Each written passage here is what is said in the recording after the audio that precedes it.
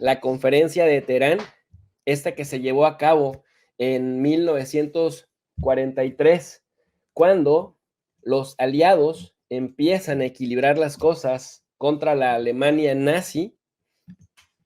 Nos dice Sputnik que los éxitos del Ejército Rojo en 1943 marcaron un giro radical en la Segunda Guerra Mundial, lo cual obligó a los gobiernos estadounidense y británico a reconsiderar la estrategia política y táctica.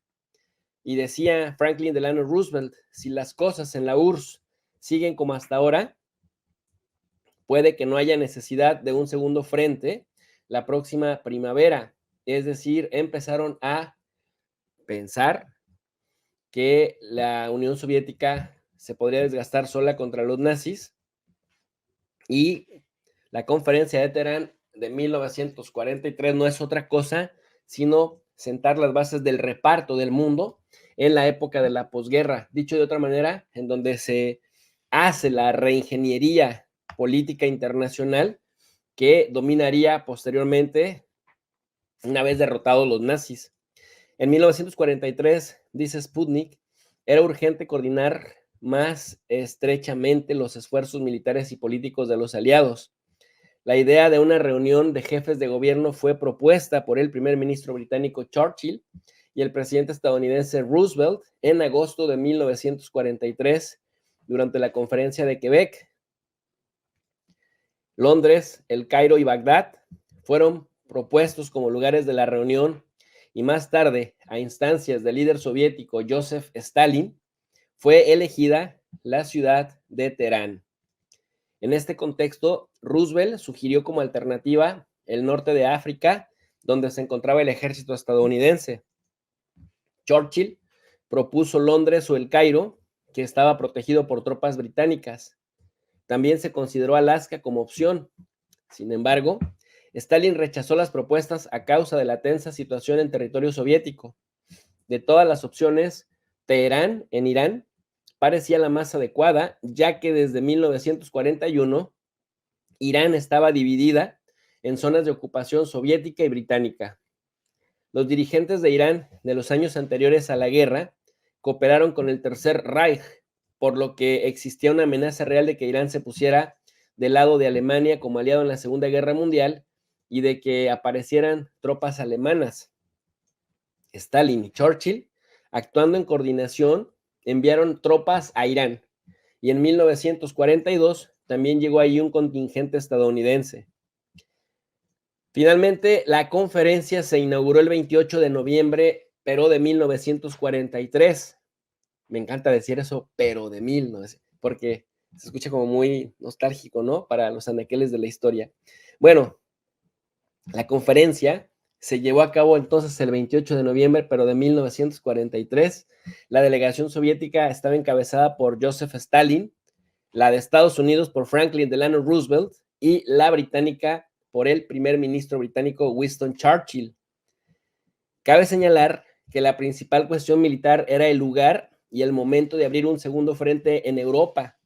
Las opiniones de los líderes estaban divididas. Churchill, del Reino Unido, propuso utilizar las tropas británicas y Estados Unidos en el Mediterráneo para capturar Roma y seguir avanzando en Italia. Esto abriría la posibilidad de desembarcar en el sur de Francia y actuar en Yugoslavia. Stalin, por su parte, calificó categóricamente el frente italiano de secundario, considerando el norte y el noroeste francés como el objetivo principal. Al final, como Roosevelt apoyaba esencialmente al mandatario soviético, se decidió conjuntamente que la batalla de Normandía, llamada en clave Operación Overlord, el desembarco de las tropas aliadas en el norte de Francia, y se llevaría a cabo en mayo de 1944. Otra decisión importante fue el acuerdo de Stalin, debido a la insistencia de los gobiernos de Estados Unidos y Reino Unido, y con el fin de acortar la guerra en Extremo Oriente, de entrar en guerra contra Japón al concluir las hostilidades en Europa, a pesar de la existencia de un tratado de neutralidad con ese país. Los participantes de la conferencia de Teherán también coincidieron en la necesidad de tomar medidas para implicar a Turquía en la guerra del lado de la coalición anti-Hitler. La conferencia de Teherán fue la primera ocasión en que se debatieron al más alto nivel cuestiones relativas al orden mundial y de seguridad de posguerra. Los mandatarios alcanzaron un acuerdo preliminar sobre las fronteras de Polonia en la posguerra.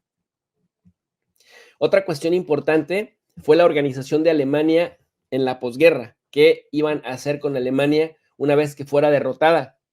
Los aliados acordaron la creación de zonas de ocupación en la que se dividiría el país alemán. También se resolvió el problema de impedir futuras venganzas militares alemanas, como sucedió entre la Primera y la Segunda Guerra Mundial. La conferencia de Teherán se dedicó a la creación de una organización internacional que sustituyera a la Sociedad de Naciones, que se transformaría en Naciones Unidas moderna, para proporcionar seguridad al final de las hostilidades y, bueno, garantizar de alguna manera la coexistencia pacífica.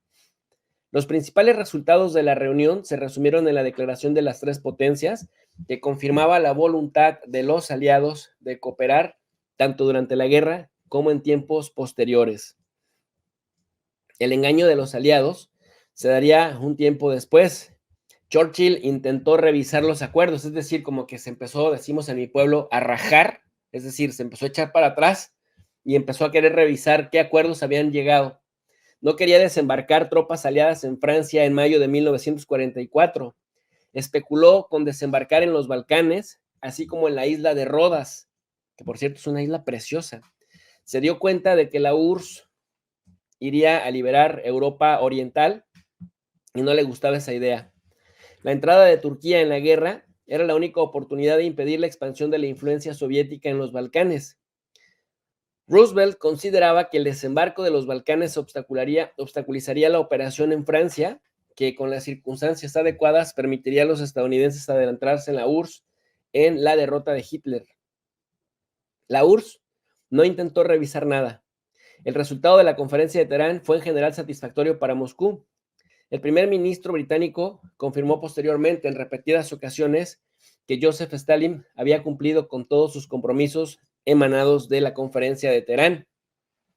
La operación Overlord fue retrasada por los aliados durante más de un mes, es decir, en lugar de iniciar a principios de mayo del 44, la postergaron hasta junio de 1944, para ser exactos, el 6 de junio del 44, que se conoce también en la historia occidental como el Día D. Churchill se mostraba cada vez menos proclive a la amistad con la URSS con el paso del tiempo, cuando empezó a observar las victorias de la URSS, mientras que a Reino Unido y a Estados Unidos en el frente occidental le costaba trabajo.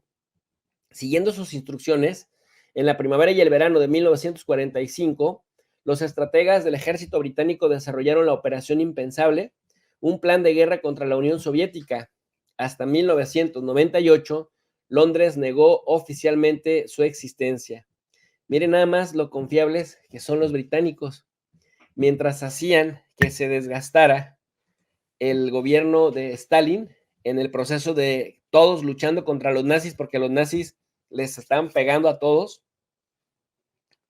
Cuando los británicos empezaron a ver que los soviéticos cumplían con su parte del acuerdo, emanado justamente de esta conferencia de Teherán, Churchill empezó a idear con sus estrategas cómo pegarle a la Unión Soviética, y luego después escondieron los documentos ya cuando se dieron cuenta que Rusia les había rebasado en poder militar.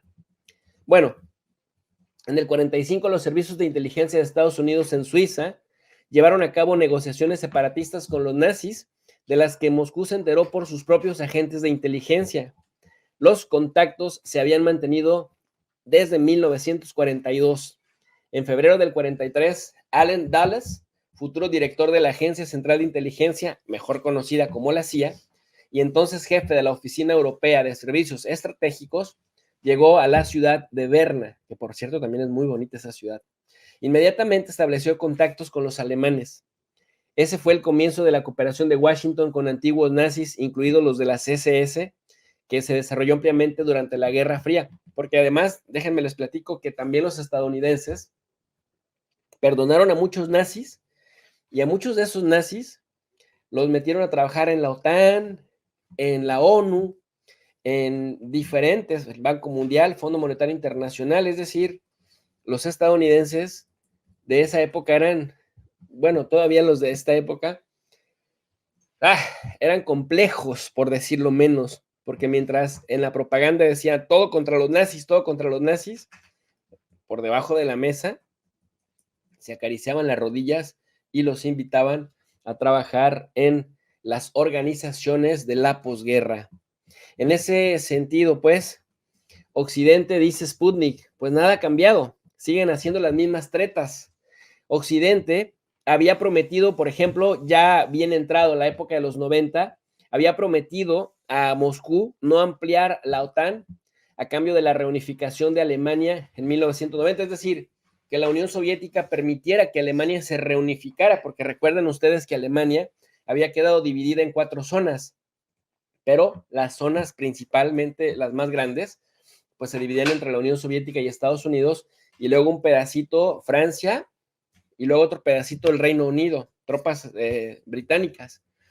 Pero cuando Estados Unidos rápido le tronó los dedos al Reino Unido y a Francia, ya en los 90, para que permitieran la reunificación de Alemania, ahora tocaba negociar con la Unión Soviética. Y en ese sentido, la Unión Soviética temía que una Alemania unificada pudiera cobrar venganza y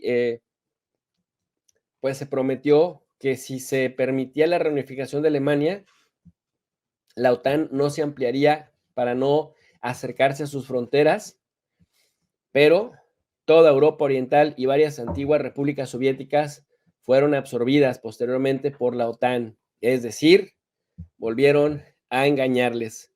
Tras el golpe de Estado del año 2014, Ucrania vivió una guerra civil en el Donbass.